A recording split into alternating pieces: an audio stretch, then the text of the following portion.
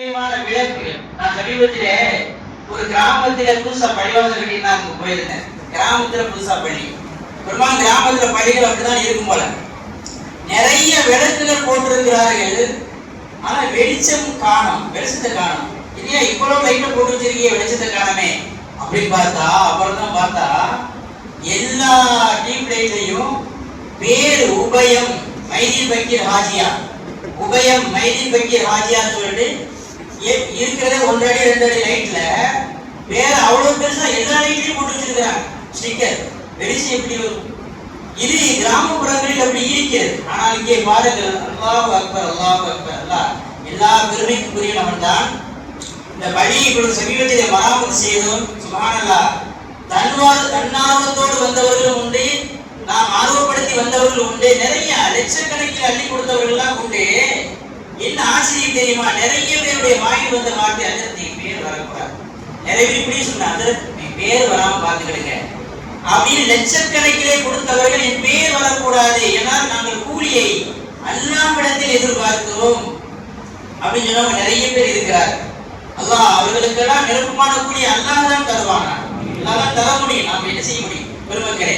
அப்ப இங்கே அப்படி ஒரு உணர்வை நான் பார்க்கிறேன். ஏதாவது ஒரு இடத்திலே உபயம் அபயம் ஏதாவது இருக்கா? ஒண்ணும் கிடையாது. அல்லாஹ்வுடைய திருநாமத்தை தவிர வேற யாருடைய பேரும் இங்கே இல்லை. என்றால் அன்னர் மசாஜிதன் இல்லா, பள்ளிகள் என்பது அல்லாஹ்வுக்குரியது. அல்லாஹ்வுக்காக நீங்கள் எதை செய்தாலும் அல்லாஹ் உங்களுக்கு சிறப்பு செய்வான், சங்கை செய்வான் என்பதை உணர்ந்த பெருமக்களாக நீங்கள் இருக்கிறீர்கள். அல்லாஹ் உங்கள் அனைவருக்கும் நிரப்பான நற்கூலியை தருவானார். அருமையானவர்களே, அந்த அடிப்படையில் நாம் இங்கே அமர்ந்திருப்பது அல்லாஹ்வுடைய மன்னிப்பையும் மகுபிரத்தையும் எதிர்பார்த்து, அல்லாஹ்வுடைய திருப்தியை எதிர்பார்த்து. எல்லாருடைய நோக்கம் அல்லாஹ்வுடைய திருப்தி வேண்டும், அல்லாஹ்வுடைய பொருத்தம் வேண்டும், அல்லாஹ்வுடைய அன்பு வேண்டும். அதற்காக உட்கார்ந்திருக்கிறோம். நாம் அடிக்கடி சொல்லக்கூடிய வார்த்தை இதுதானே, இலாஹி அன்த மக்சூதி வரிதாக மத்லூபி. யா அல்லாஹ், உன் பொருத்தம் தான் எங்களுக்கு வேண்டும், உன்னுடைய திருப்தி தான் எங்களுக்கு வேண்டும், எங்களுடைய நாட்டம் தேட்டம் எல்லாம் நீ தான், நீ எங்களுக்கு கிடைக்க வேண்டும் என்று நமக்கு கேட்கும்படி பெருமக்கள் சொல்லி இருக்கிறார். அதனால அங்க உட்கார்ந்துருக்கோம். எல்லாரும் அவங்க பாவத்தை அல்லாஹ்ட்ட சொல்லி நீங்களே அழுதா போதும். மத குருட்ட வந்து உங்க பாவத்தை சொல்ல வேண்டிய அவசியம் இந்த மார்க்கத்தில் இல்லை. நிறைய மதங்கள் அது இருக்கு. என்னன்னா தேவாலயங்கள்ல அப்படின்னு சொன்னா மத குருட்ட போய் ஒவ்வொருத்தரும் தனியா சொல்லணும். ஃபாதர், நான் என்னென்ன பாவம்லாம் செஞ்சேன், கொண்டாடி கூட தெரியாது, நண்பனுக்கு கூட தெரியாது. ஆனா ரகசியமா செஞ்ச சில பாவங்களை அந்த மத குருட்ட போய் தனியா சொல்லி நீங்க மன்னிப்பு தேடி தரணும் கடவுள்கிட்ட அப்படின்னு சொல்ல வேண்டும். அவர் ஞான ஸ்நானம் செய்து வைத்தால், அவர் மன்னிப்பு தேடி வைத்தால் தான் மன்னிப்பு கிடைக்கும் என்கிற ஒரு கொள்கை இடத்துல இருக்கிறது. இந்த மார்க்கம் அற்புதமான மார்க்கம், ஆச்சரியமான மார்க்கம். என்னன்னா, நீங்க செஞ்ச பாவத்தை நீங்க ஏன்ட்ட சொல்ல தேவையில்லை, நான் செஞ்ச பாவத்தை உங்கள்கிட்ட கூட நான் சொல்ல தேவையில்லை. என் நண்பனுக்கு, என் மனைவிக்கு, என் பிள்ளைக்கு கூட தெரியாத நிறைய பாவங்கள் இருக்கலாம். படைத்த ரப்பிடம் மாத்திரம் சொல்லி, யா அல்லாஹ், நான் இதை செய்துவிட்டேன், ஒப்புக்கொள்கிறேன், யா அல்லாஹ், என்னை மன்னித்து விடு என்று ரகசியமாக யாருக்கும் தெரியாமல் ரகசியமாக நீங்கள் அல்லாஹ்விடத்திலே பேசினால் கூட அல்லாஹ் உங்களை அரவணைப்பதற்கு தயாராக இருக்கிறான். அது குறிப்பாக இது போன்ற இரவுகளிலே அல்லாஹ் உங்களை ஆட்கொள்வதற்கும் அரவணைப்பதற்கும் உங்களை மன்னித்து ரட்சிப்பதற்கும் இறைவன் தயாராக இருக்கிறான். இந்த இரவிலே அதை கேட்கவே ஒரு ஆலயம், அந்த ஆலயத்தில் இப்படி மக்கள் நிறைய கூடியிருந்தார்கள். அப்போ குரு வந்து மன்னிப்பு சீட்டு வித்து கொண்டிருந்தார். மக்களே, ஒரு சீட்டு 50 ரூபா தான், நடந்த உண்மை. ஒரு சீட்டு 50 ரூபா மன்னிப்பு சீட்டு. ஒரே ஒரு சீட்டு வாங்கினால் போதும், உங்களுடைய ஒட்டுமொத்த பாவங்களும் மன்னிக்கப்பட்டுவிடும். ஏதோ மன்னிப்பு சீட்டு, ஏதோ மன்னிப்பு சீட்டுன்னு கூப்பி கூப்பி வித்தார். பார்த்தா 50 ரூபாய்க்கு அத்தனை பாவம் போயிடுமா அப்படின்னு கூட்டம் அள்ளிடுச்சு. செம வசூல். அன்னைக்கு கூட்டத்துல ஒருத்தன் மெதுவா வந்து 100 ரூபா கொடுத்து 2 சீட்டு வாங்கினான். ஏன்னா இவன் மட்டும் 2 சீட்டு வாங்குறான், 50 ரூபாய்க்கு ஒரு சீட்டு வாங்கினாலே அத்தனை பாவம் போயிடும் நம்ம சொல்லிக்கிட்டு இருக்கோம். இவன் இன்னும் 100 ரூபா கொடுத்து 2 சீட்டு வாங்குறான். சரி, நமக்கு என்ன, எத்தனை சீட்டு வாங்கினா என்ன, நமக்கு தேவை காசுன்னு சொல்லிட்டு 100 ரூபாய் வாங்கி போட்டுக்கிட்டு 2 மன்னிப்பு சீட்டு கொடுத்தார். அதுக்கு வாங்கிட்டு போயிட்டான். செம வசூலை அள்ளி பண மூட்டையாக எடுத்துக்கொண்டு அடுத்த ஊருக்கு மன்னிப்பு சீட்டு வைக்கலாம் அப்படின்னு சொல்லிட்டு கிளம்பி போயிட்டே இருக்கிற காட்டு பாதையிலே போய் கொண்டிருக்கும் போது இடையிலே ஒருத்தன் வந்தான், கையிலே கத்தி மிரட்டுறான். மரியாதையாக அந்த வசூல் மூட்டை பண மூட்டையெல்லாம் எடுத்து என்கிட்ட கொடுத்துருக்கிறான். ஆனா பாவி, நீ இவரை பார்த்த மாதிரி இருக்கே, ஏன் பார்த்த மாதிரி இருக்கடா அப்படின்னு சொல்லிட்டு இவர் கேட்கிறார்.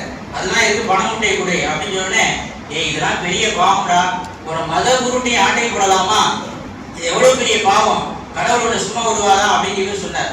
அவன் சொன்னா அதெல்லாம் எங்களுக்கு நல்லா தெரியும், அதனாலதான் 100 ரூபா கொடுத்து 2 சீட் நாங்க வாங்கி வச்சிருக்கிறோம்.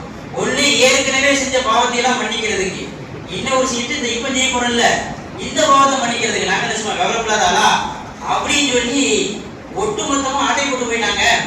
அப்படின்னா மதகுரு மக்களை ஏமாற்றினார், அவனையும் ஏமாற்றுவதற்கு ஒருத்தன் இருந்திருக்கிறான் உலகத்திலே அப்படிங்கிறதா அந்த கதை. ஜாமியா பள்ளிவாசல் ஒரு உத்தரவாதம் தர்றான், 2 இமாம்கள், ஏன் 4 இமாம்கள் யாருமே உங்களுக்கு மன்னிப்பு சீட்டா வழங்க போறோம், வழங்க மாட்டோம், காசு வசூல் பண்ண மாட்டோம். மன்னிப்பு என்பது நீங்கள் அல்லாஹ்விடத்தில் கேட்க வேண்டும். ஒவ்வொரு அடியானும் அல்லாஹ்விடத்திலே ரகசியம் பேசினால் எல்லாம் மன்னிக்க தயாராக இருக்கிறான். ஒரு கூட்டு துஆவா இங்கே உட்கார்ந்து நாம் மன்னிப்பு கேட்போம். ரப்புல் ஆலமீன் 5 பைசா செலவில்லாம அத்தனை பாவங்களையும் மன்னிப்பதற்கு இந்த மார்க்கத்தில் மகத்தான இடம் இருக்கிறது என்பதற்காகத்தான் இதை நான் சொல்ல வருகிறேன். பெருமக்களே, லைலத்துல் கத்ர் இரவு இருக்குல்ல, இது அல்லாஹ் இந்த உம்மத்துக்கு கொடுத்த பெரிய தனி சிறப்புங்க. உலகத்துல எந்த உம்மத்திற்கும் முன்னால் வாழ்ந்த எந்த சமுதாயத்திற்கும் கொடுக்காத ஒரு பெரிய தனி சிறப்பு லைலத்துல் கத்ர். நீ கேட்கலாம், முன்னாடி உள்ளவங்களுக்கும் வருத்தம் இருந்துச்சா, மூசா நபி கூட்டம், ஈசா நபி கூட்டத்துக்கும் வருத்தம் இருந்துச்சா, என்னன்னா பின்னாடி ஒரு சமுதாயம், ஒரு உம்மத்து, அந்த உம்மத்துக்கு நமக்கு வழங்கப்படாத அற்புதமான இரவு வழங்கப்படுமா. ஒற்றை இரவு, ஒரே இரவில் 1000 மாதங்கள் வணங்கிய வணக்கத்தை கூலி அல்லாஹ் கொடுப்பான் என்று ஹதீஸ்களில் சொல்லப்பட்டிருக்கிறதா, அவருடைய வேதங்களில் வந்திருக்கிறதா. அப்படியானால் நமக்கு அந்த இரவு வழங்கப்படவில்லையே. ஒரே நைட்ல 84 வருஷத்துடைய நன்மை அடிச்சுட்டு போறாங்க பின்னாடி வரக்கூடிய சமுதாயம், நமக்கும் அப்படி வாய்ப்பு இல்லையே அவங்க ஏந்தினாங்களாம். பாருங்க, அல்லாஹ் இருக்கிறாங்க, நீளமானவன், நேர்மையானவன், சரியா செய்வான். அதனாலதான் நபிகள் நாயகம் ஸல்லல்லாஹு அலைஹி சொன்னார்கள், அருமையான உம்மத்துகளே, முன்னால் வாழ்ந்த சமுதாயம் 500 வருஷம் வாழ்ந்தார்கள். சில பேர் ஆதம் அலைஹிஸ்ஸலாம், நூஹ் அலைஹிஸ்ஸலாம் காலத்திலே 1000 வருஷம் வாழ்ந்தார்கள். 1000 வருஷம் 500 வருஷம் வாழ்ந்து நன்மைகளை அள்ளி கொண்டு போனார்கள். இந்த உம்மத்து கடைசி காலத்திலே வரக்கூடிய சமுதாயம் 70க்கும் 80க்கும் இடைப்பட்ட வாழ்க்கை, 80 வயசு, 90 வயசு, அதிகப்படியில் 100 வயசு. எனவே இவர்களுக்கு நன்மை குறைந்து விடக்கூடாது அல்லவா. அதனால் நாயகம் சொன்னான், லைலத்துல் கத்ரை வைத்திருக்கேன், ஒவ்வொரு வருஷமும் நீங்கள் வணங்கினால் 84 வருஷத்துடைய கூலி. உங்களுக்கு ஆயுள் குறைவு, வயது குறைவு, ஆனால் நன்மைகள் நிறைய. அல்லாஹ் எதை செஞ்சாலும் கரெக்டாக செய்வான். நீங்க போன தடவை நம்ம ஒரு கேள்வியோடு நிறுத்தினோம், அதை சகோதரர்கள்லாம் அந்த கேள்விக்கு பதில் சொல்லி காணிச்சா அப்படின்னு சொன்னா, உண்மையே அல்லாஹ் நீதமானவன், நியாயமானவன். கேள்வி என்ன, மூசா நபி என்ன கேட்கிறாங்க அல்லாஹ்ட்ட, யா அல்லாஹ் உன்னுடைய நீதத்தை காட்டு, நேர்மையை காட்டு, நான் கண்ணால பார்க்க. இப்ப அல்லாஹ் சொன்னா, மூசா காட்டுல இந்த இடத்துக்கு போய் ஒளிஞ்சிருந்து பாருங்க, என்னுடைய நீதம் தெரியும் அப்படின்னு சொன்னான். இவங்க ஒளிஞ்சிருந்து பார்த்துக்கிட்டே இருக்காங்க. அங்க ஒரு காட்சி நடக்குது, அதெல்லாம் நமக்கு தெரியும். என்ன, ஒரு குதிரை வீரன் வந்தான், பையில பணப்பை வைத்திருந்தார். பணப்பையை மரத்தடியிலே வைத்து விட்டு தன் ஆடைகளை கழித்து வைத்து விட்டு ஆற்றுக்குள் இறங்கினான் குளிப்பதற்கு. இவன் குளித்துக் கொண்டிருக்கிற போதே இன்னொரு காட்சி நடக்கிறது. என்ன அப்படின்னு சொன்னா, ஒரு ஆட்டு இடையில் வந்தா, ஏதோ பணப்பை கிடக்கிறதே, சரி யாரோ போட்டு விட்டு போய்விட்டார்கள், நமக்கு தான் என்று அந்த பணப்பையை அவன் எடுத்துக்கொண்டே போய்விட்டான். இன்னும் கொஞ்ச நேரத்திலே ஒரு விறகு வெட்டி வந்தான். விறகு வெட்டி வந்தவன் விறகை தூக்கி சுமையை இறக்கி வைத்து விட்டு அப்பாடான அவன் படுத்து தூங்குறான். அவனுக்கு எதுவுமே தெரியல, அவன் களைப்போடு தூங்கினான். இப்ப ஆற்றில் குளித்துக்கிட்டு கரைக்கு திரும்பிய குதிரை வீரன் பணப்பையை தேடுகிறான், பணப்பை இல்லை. பக்கத்தில் பார்க்கிறான், இந்த யாரு அது விறகு வெட்டி தூங்கி கொண்டிருக்கிறான்.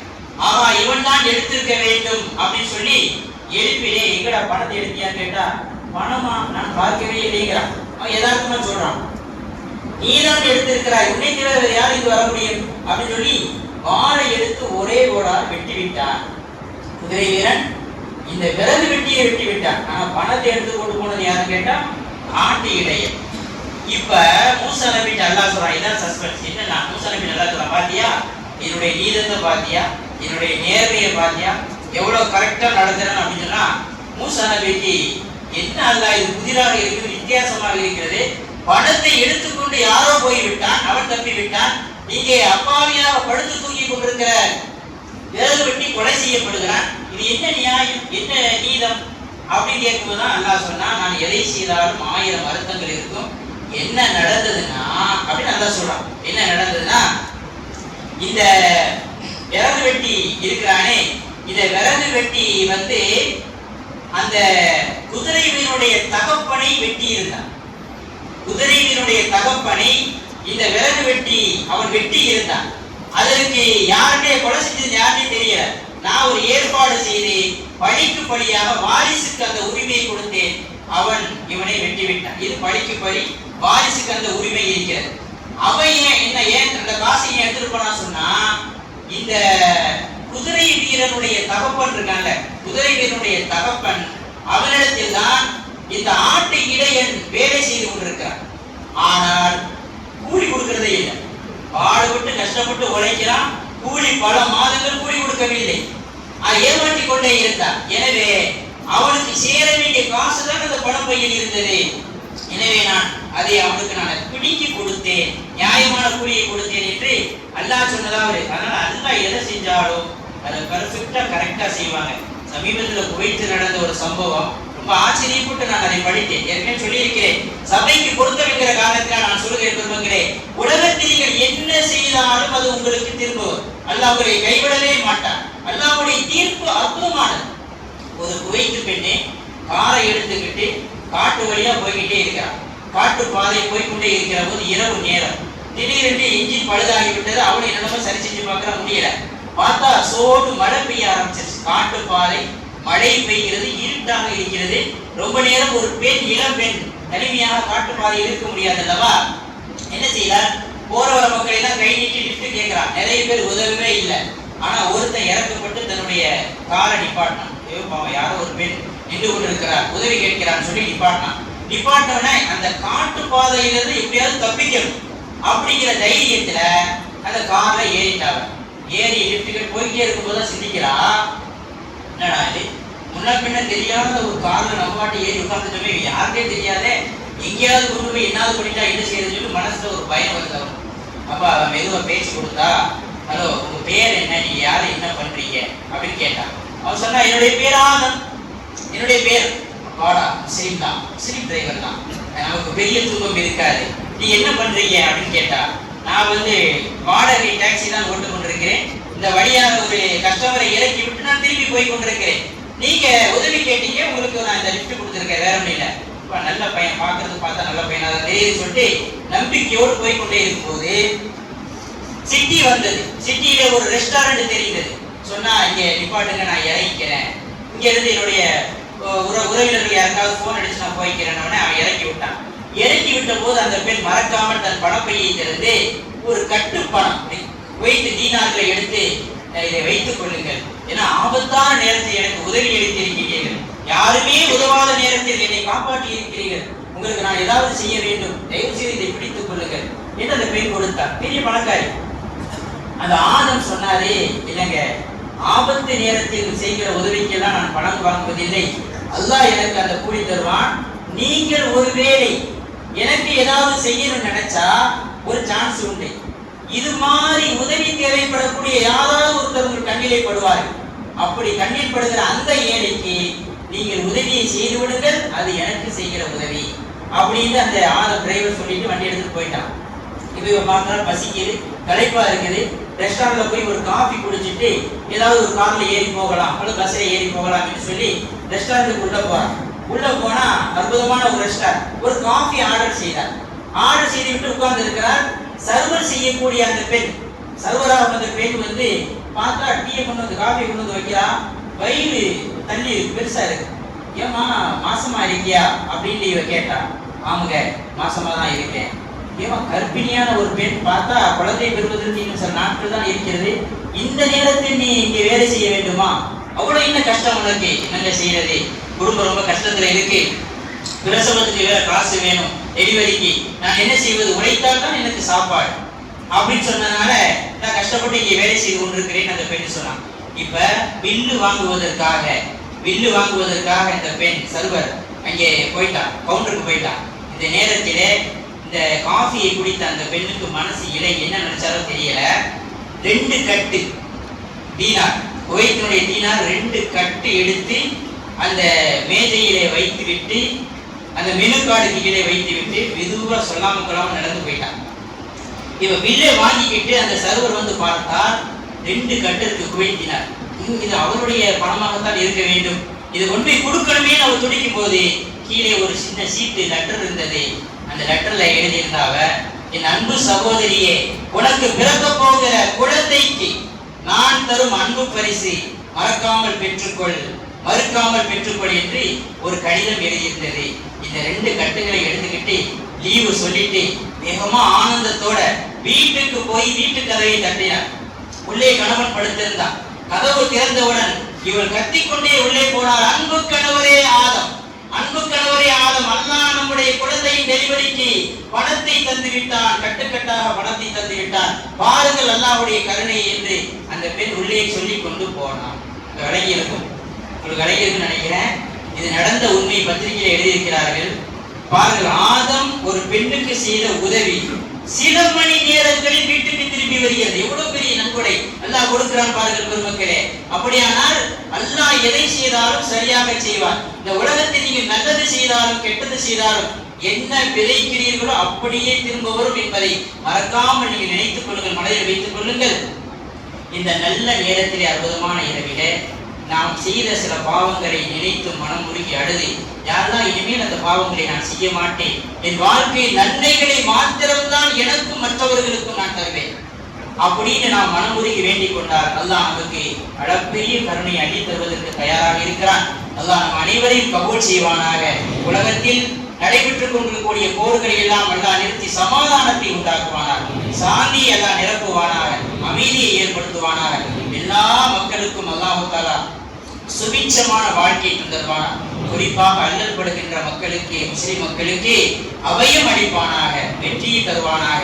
கூடிய இரவில் மகத்தான பைத்துல் முகத்தஸையும் ஜெருசலத்தையும் பாலஸ்தீன மக்களுக்கு, அந்த பாலஸ்தீன மக்களின் மண்ணின் மைந்தர்களுக்கு அல்லாஹ் அதை சொந்தமாக்குவானாக. ரப்பல் ஆலமீன் நம் அனைவரையும் கபூல் செய்வானாக. வாஹ்தவான அல்ஹம்துலில்லாஹி ரப்பில் ஆலமீன். அஸ்ஸலாமு அலைக்கும் வரஹ்மத்துல்லாஹி. செய்திகளை உடனுக்குடன் தெரிந்து கொள்ள உங்கள் கரம் டிவியை சப்ஸ்கிரைப் செய்யுங்கள், அதோடு பெல் பட்டனையும் கிளிக் செய்யுங்கள்.